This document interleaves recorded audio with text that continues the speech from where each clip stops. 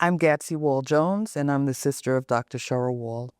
Yes, my father was a minister. He was a Baptist preacher and the pastor of the Mount Calvary Baptist Church in Harlem, USA. And my mother was an English teacher and of junior high school or middle school, 6th to 8th grade. And I think that Cheryl was influenced by much of what they did, mostly books. There were many books in our home throughout the years.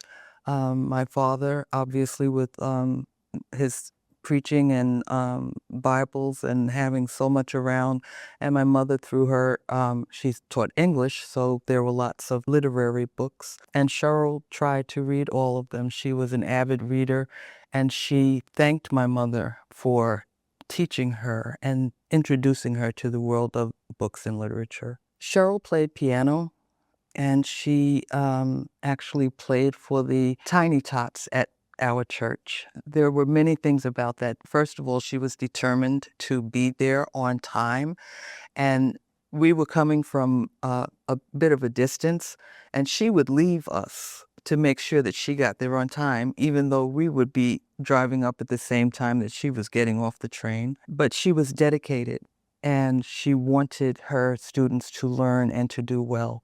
And I think that that carried over into her teaching at Rutgers, or just teaching at all. I want to tell that Cheryl was a teacher at heart.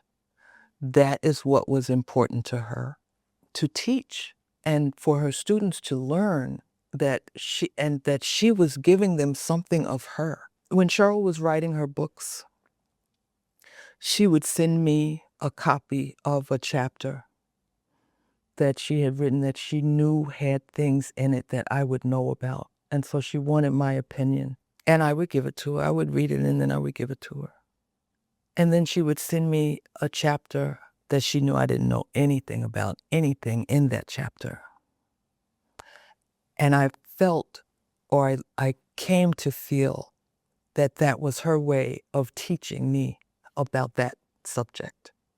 Because you don't know anything about this, but I want to hear what you have to say. Even in little things like that, she was always trying to teach. And I think that obviously, not obviously, but she certainly got some of that from our mother, who taught so much to so many people.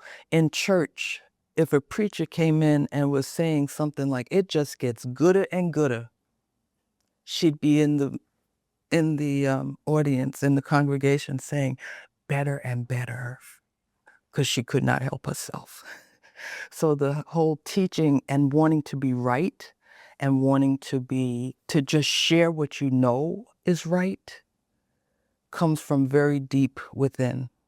And I think that that was not only instilled, it was just inherent. It was part of us. It was how we were raised. And I have to say that the fellowship is in so many ways a part of that. It's about building legacy, but it's also still about teaching and sharing. When our father died in 1982, my sister was influential in creating the Reverend Monroe Wall Memorial Scholarship Fund.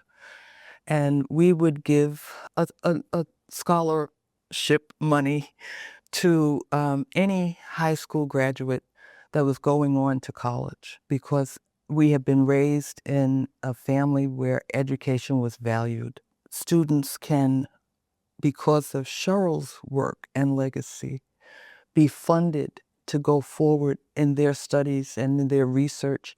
It's just amazing. It is just amazing and so necessary. I'm just so happy and so proud.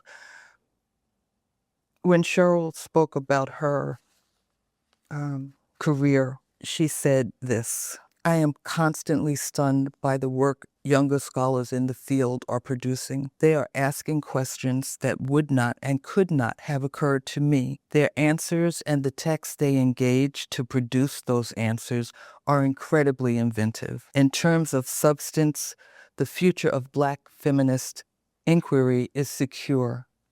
What does concern me is the future of the institutions that support the inquiry. I have spent a lot of my time over my career in institutional service. I don't regret that because I believe that I am leaving my particular university a more hospitable place for people doing the kind of work I do than it was when I arrived. And I think that speaks to exactly what what this fellowship is, what it means, and to what she wanted to do and the kind of legacy that she wanted to leave.